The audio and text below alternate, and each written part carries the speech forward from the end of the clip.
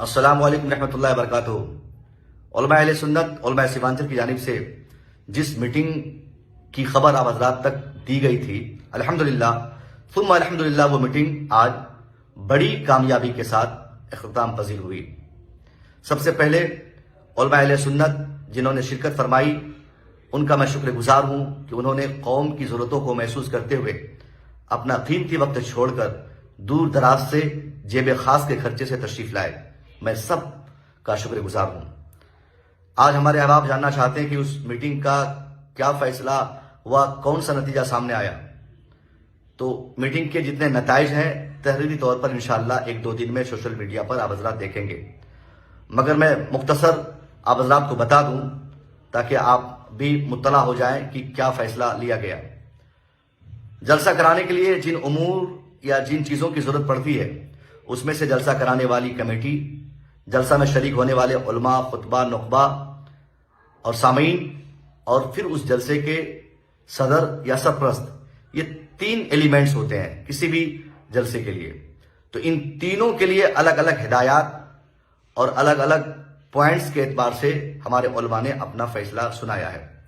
سب سے پہلی ہدایت ان حضرات کے لیے ہے جو جلسہ کرانا چاہتے ہیں۔ ان کے لیے یہ فیصلہ ہوا کہ کسی بھی گاؤں میں کبھی بھی جلسہ ہو تو جلسہ بلا ضرورت نہ ہو۔ جلسہ کے لیے صرف اور صرف ضرورت یہ ہو تبلیغ دین، یہ مقصد ہو، نہ کہ تفریح قلب ہو۔ یعنی آپ منورنجن کے لیے، دیکھ دکھاوا کے لیے جلسہ نہیں کر سکتے، قطعاً نہیں کر سکتے۔ آپ کے اندر دین کی محبت غالب ہو تب آپ جلسے کا سہارا لیں۔ یہ سب سے پہلا پوائنٹ تھا۔ دوسرا پوائنٹ جس پر ہمارے علماء نے اپنا فیصلہ سنایا کہ جلسہ کرانے کے لیے جلسے والوں کے لیے اتنی آزادی نہیں ہوگی کہ وہ کسی کو بھی بلا کر جلسہ کرا لیں۔ اس کے لیے علاقے کے جو ذمہ دار علماء ہوں گے ان سے ان کو رابطہ کرنا ہوگا، ان سے پوچھنا ہوگا، ان کے سامنے ایک فہرست دینی پڑے گی بنا کر کہ حضرت میں ان کو بلا رہا ہوں۔ اگر علماء ان کی شرکت کو بہتر سمجھیں گے تبھی اس گاؤں والے کو یہ اجازت ہوگی کہ وہ ان حضرات کو اپنے جلسوں کا حصہ بنائیں، ادروائز کوئی راستہ نہیں۔ یہ دو بڑی باتیں تھی جلسہ کرانے والوں کے لیے۔ جلسہ سال میں صرف ایک بار اگر آپ ضرورت محسوس کر سکتے ہیں تو صرف ایک بار ایک گاؤں میں ہو سکتا ہے، چھوٹا ہو یا بڑا ہو، چونکہ بہت پیسے خرچ ہو جاتے ہیں۔ یہی پیسے بچ جائیں گے تو مکاتب کے لیے، مدارس کے لیے، اسکولز کے لیے، تعلیم کے لیے خرچ ہوں گے، جلسوں میں نہیں۔ تو یہ تیسرا پوائنٹ تھا جس پر عمل کرنا ہم سب کے لیے بہت ضروری ہے کہ سال میں ضرورتاً صرف ایک جلسہ ہو۔ یہ تو 3 پوائنٹس جلسہ کرانے والوں کے لیے تھے۔ چوتھا پوائنٹ بھی انہی کے لیے ہے کہ جلسہ آپ ایک فکس ٹائم کے لیے کریں جس میں نماز عشاء اور نماز فجر قضا نہ ہو سکے۔ 1 بجے تک ختم کر دیں۔ اگر پوری رات کا جلسہ ہو تو 12 بجے تک تقاریری پروگرام ہو، اس کے بعد آپ نعت خوانی کرائیں۔ یہ جلسے والوں کے لیے۔ دوسری ہدایت جو جلسے میں شریک ہونے والے ہمارے علماء خطبہ ہوتے ہیں ان کے لیے ہے، اور اس پر غور کرنا ضروری ہے۔ ہماری اس میٹنگ میں جو فیصلہ لیا گیا وہ سب سے بڑا فیصلہ یہ تھا کہ جلسے میں جو خطیب اور شاعر آتے ہیں ان کا باشرح ہونا ضروری ہے، اور جلسے میں آ کر نماز پڑھنا ان کے لیے لازم و ضروری ہوگا۔ بغیر نماز پڑھے وہ اسٹیج پر نہیں جا سکتے ہیں۔ چہرے سے بھی لگے کہ یہ عالم ہے، چہرہ درست ہو، وضع پتہ درست ہو، فاسق نہ ہو، اس طرح کی ہدایات دی گئی ہے۔ اور دوسری سب سے بڑی بات شاعر کے لیے ہے کہ کوئی بھی شاعر چاہے ہندوستان سے آئے یا بغداد شریف سے تشریف لائے، اس سے مطلب نہیں ہے۔ اگر وہ شاعر ہمارے جلسوں میں آ رہے ہیں تو ان کو اسی مائک سے نعت خوانی کرنی ہوگی جس مائک کا انتظام ہم نے کر رکھا ہے۔ الگ سے ایکو پھیکو اور یہ آر تار لے کر جو آ جاتے ہیں، اس پر سخت ہمارے علماء نے ہدایت دی ہے کہ قطعاً کسی بھی نعت خواہ کے پاس اگر اسٹیج پر اپنا خود کا مائک اور ایکو مشین ہو تو اس مشین کو چھیننے تک کی ہمیں اجازت ہوگی، یا پھر انہیں نہ بلائیں جو اس طرح ایکو مشین لے کر نعت خوانی کرنے آ جاتے ہیں۔ یہ نعت خواہ حضرات کے لیے۔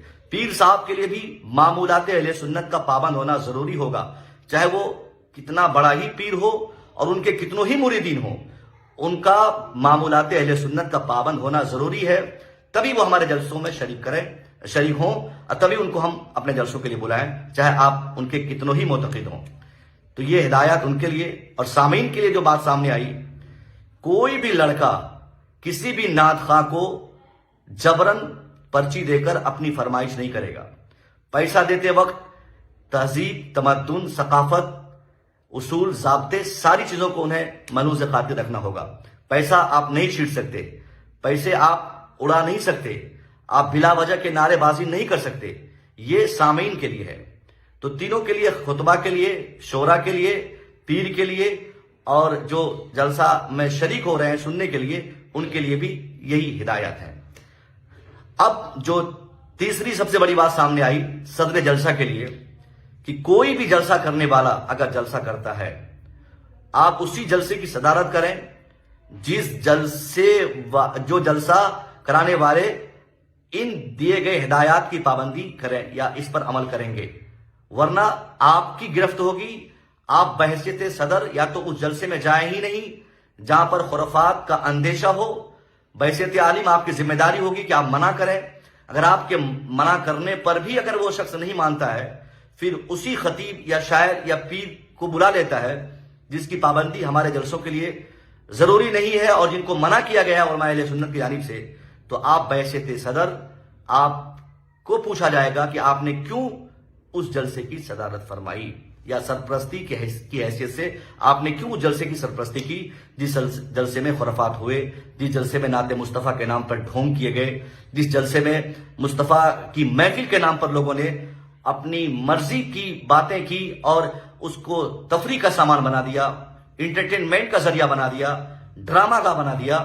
تو ان امور کی پابندی ضروری ہے۔ اس لیے کان کھول کر گاؤں، علاقے، دیہات، مدرسے، خانقاہ، ہر جگہ کے جلسے والے اس کو سن لیں، نوٹ کر لیں کہ جلسہ آپ حضرات، یہ بات صرف سیمانچل کی ہو رہی ہے، ورنہ اگر باتیں اچھی لگیں گی تو آپ حضرات چاہے ہندوستان بھر میں جہاں بھی رہتے ہوں، آپ اپنے یہاں کی ضرورتوں کے اعتبار سے اصول اور ضابطے بنا سکتے ہیں۔ یہ باتیں سیمانچل کے لیے ہمارے علماء نے سامنے لائی ہیں اور یہ ہدایات یہاں کے لیے ضروری ہے، اور باتیں اچھی لگیں گی تو آپ حضرات بھی اس پر عمل کریں گے۔ آپ حضرات بھی اپنے اپنے علاقے میں ایسے قوانین بنائیں کہ با اثر جلسہ ہو۔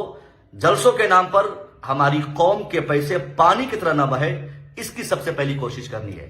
آج سیمانچل ہندوستان بھر میں تعلیمی معاملے میں سب سے زائد پسماندہ ہے۔